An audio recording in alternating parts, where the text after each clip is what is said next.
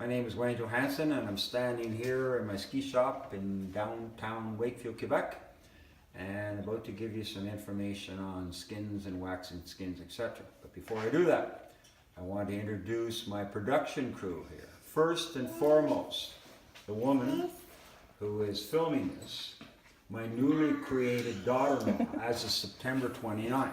Now, are you inclined for a selfie, my dear? I don't even know how I would do that. Oh, all right, that's the end of the selfie. So, next, here, back by popular demand, my granddaughter. Yes, you like that? You like that cookie? Yes, okay. This is Gwenny Denny, and she's going to supervise this. And right over here, we have my grandson. And all honesty, this man here, you've got to show this. This man has as good as hands as I do. Basically speaking, he built that ski man. I helped him a little bit, but not very much. He's got good hands, and he put his hands to use. All right, instead of maybe control, one more cookie, and then it's time for me to start talking about skis instead of talking about my grandkids. All right, we're good. So as I've been promising people for a while, I'm going to do a renewed video on cleaning skins and waxing skins and a few other things. I must admit, last year I tried a few ways of cleaning skins and none of them really made sense to me. So in April I was talking to R. Swenson, who designed the Tazari machine, and I asked him how he does it, and as soon as I asked him, he spoke up. He said, well, I use wax remover. That made total sense to me. I've been using other products that are on the market, but they're sticky and I didn't like them. So when he said that, he recommended Star Wax Remover, and I tried it, and this is it here. And the reason why I like it relatively is that, sorry, it only has one what I call bad label, and therefore it's harmful. Well, therefore, yeah, you don't drink it in the morning, but other than that, it's not flammable, it's not toxic, it's not hazardous, it doesn't smell as much as some, so I like it. It's working well. So how do you do it? First of all, I need to say this: the matter we use this or isopropyl alcohol or any other ones I've tried, is they all, if you get too much in, they can do damage to the fabric or else affect the adhesion. So when you use these products, you need to be careful. You use only the amount you need. What it is, sometimes you use a piece of cloth to clean it, sometimes a paper towel. This is a thick piece of, was an old towel. So I put some on like this. Now, you look at videos, they show cleaning it. Sometimes they just show you go like this, and you leave it for a bit and it's done. Well, that doesn't work. They also say just go one direction. That doesn't work. Now, this is an example of a skin that somebody used a lot and they got it too dirty. I'm not going to be able to get this really clean, but at least I'm going to show you how I would clean it. First of all, you need a light like this, and you need to go back and forth. This one, the hair is coming out. Like this, and you go like this. It's like cleaning carpet. You have to go both directions or it won't work. And you do that. Now, if you get to a place that, like this, there's actually pieces of, maybe it could be clister from the track, pieces of dirt or dirty spots. I like to, once I get the cleaner on, go both ways, I take my fingernail and I like to get it out with my fingernail. So between this, light touch, back and forth, using your fingernail, that's how I clean it. A ski that's this dirty, it can take me 10 minutes easy to clean it. So I suggest in this that it's the one thing that I suggest that everybody does, and that is it makes a difference if your skins are clean, and it's going to be a lot easier if you maintain them and keep them clean than it is to let them get this dirty and then try and clean it. This skin, I'm never going to get it totally clean. So having said that, as soon as you do this, the next step in this is, and this is where this white paper towel is good, you want to get rid of the residue, that residue right there. So to do this, you only need a little bit. Isopropyl alcohol, it does a great job of this, so not too much. Same thing, light touch this way, light touch this way, back and forth. That's it. All I'm trying to do is get rid of the residue. That cleans it, this gets rid of the residue. Now, having said that, the next step in this would be to iron in wax, which I'm going to show you in a second. So if I've cleaned a ski like this, the danger is the chances are some of this fluid has got down a little bit in the fabric maybe, so there's no way you want to iron it if there's anything at all in the hairs or in the fabric. So what I'm going to do, what I am doing I should say, is I take the ski and I put it nice like this for at least a couple hours just to make sure that this is dry and gets dry before I use it. I don't know. So the next step after you've cleaned it is this. This is the ski that I just this morning installed the skin on. Therefore, there's nothing done. It's this was heated in, but other than that, now it's time to wax it. Now, to go back to something that happened last winter, I was informed by Montana, the company that makes these skins, they're in Switzerland, that water can damage the fabric of skins. Now, I was surprised at that, and I was a bit upset, and I didn't know about it, and I asked that no one else did know about it. The people who do mountain climbing or use climbing skins do, but people in cross-country skiing don't, or my opinion, very few people do.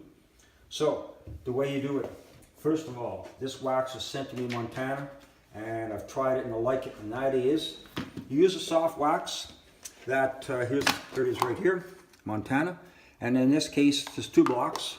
The white one's for below 0, the red one's for above 0, but I don't find it makes much difference. Then, to get it on, what I tried initially was holding a square like this. I don't have a good feel.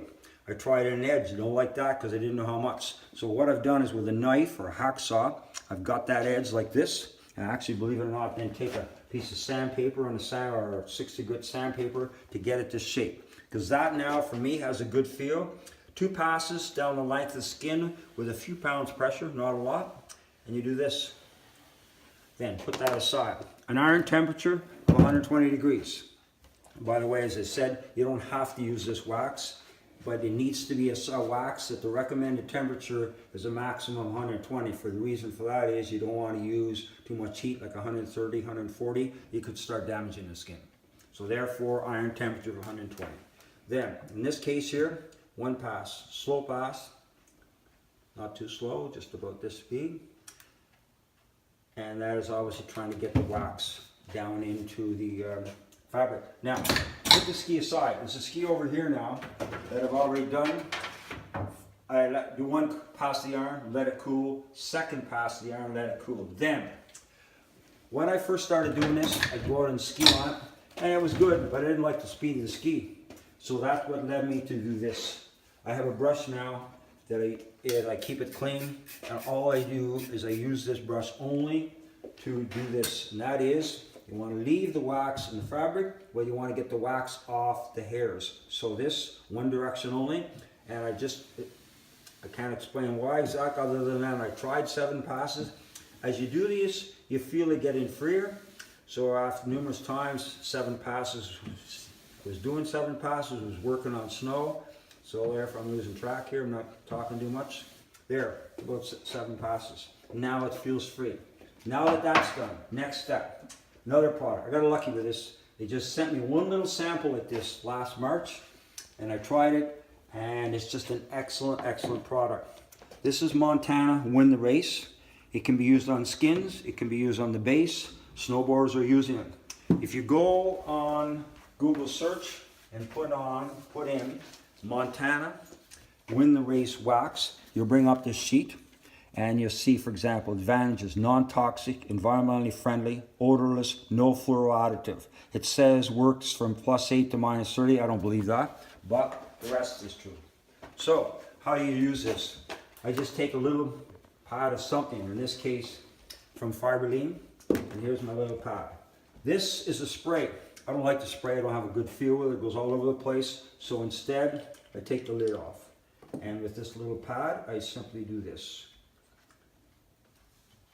I put it, if you want to actually, for Rebecca, stand over on this side over here.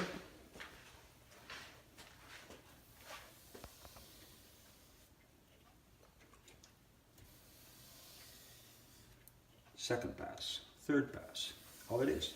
Then after the third, I just go everywhere. One time, when I first started doing this, the snow was crazy sticky. I went for ski. Nothing sticks to this. This stuff is excellent. Nothing sticks to the skin, but the snow was sticking on the edges around it. So from now, so that led me to do this. As I do this, I get the edges in the front. By the way, this wax also can be used on the glide, so in really sticky conditions, you may want to do this. Just do the whole ski, including the binding and everything else. This stuff works. Now, Then you leave this dry 10-15 minutes and you can go skiing. And something I just realized just the other day when I print off the sheets, it talks about putting, of using a second, doing it twice. Now, I wasn't aware of that till just then when I read it, and so that implies that by doing the second time, it's either going to make it a little faster or maybe a little bit durable. So I'll find that out this winter. I don't know that yet. But one pass, there it is. So there it is, one coat. This, that's it. Now,